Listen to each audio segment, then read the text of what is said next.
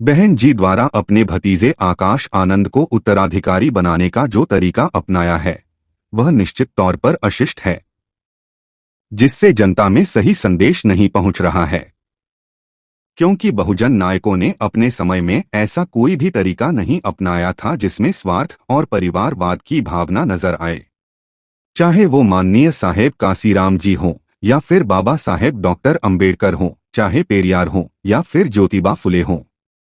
अच्छा होता अगर आकाश आनंद को उत्तराधिकारी बनाने का प्रस्ताव जनता के माध्यम से बहन जी के पास आता और उस पर देश की वर्तमान राजनीति को बीच में रखकर विचार विमर्श किया जाता और फिर उसके अनुसार फैसला लिया जाता।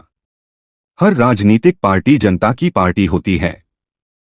जनता की सोच समझ से ही उसे आगे बढ़ना चाहिए, तभी पार्टी में तर्कसंगत निर्णय लेने में सुविधा होती है और जनता का भरोसा भी बढ़ता है। एकांकी नाटक के नायक की तरह एक तरफा फैसला सुनाना किसी भी दृष्टि से जनता को नहीं भाता।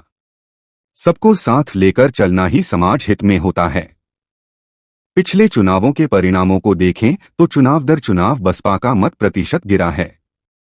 शायद इसका कारण भी यही है कि पार्टी के अंदर विचार विमर्श और प्रजातांत्रिक सोच की कमी है। जो कार्यकर्ता वर्षों से पार्टी के मिशन को अपने कंधों पर उठाकर यहां तक लाए हैं, उनका भरोसा और उनमें कार्य करने की शक्ति ऐसे फैसलों से कमजोर होती है।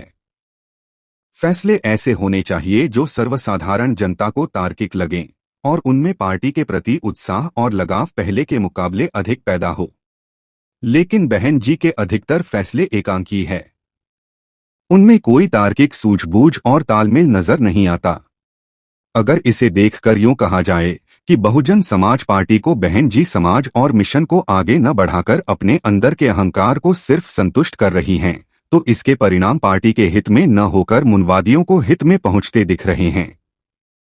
बहुजन समाज की जागरूक जनता का यही मानना है कि माननीय साहेब कांसीराम जी ने जब बहुजन समाज पार्टी का गठन किया था तब उनका मकसद यह था कि एसटी, एससी, ओबीसी और अल्पसंख्यकों को एकजुट करके देश की सरकार में इन वर्गों की हिस्सेदारी कायम करेंगे। उनकी इस सोशल इंजीनियरिंग को मोदी व संघ ने अच्छी तरह से समझकर बहन जी की अदूरदृष्टि के कारण विफल कर दिया है।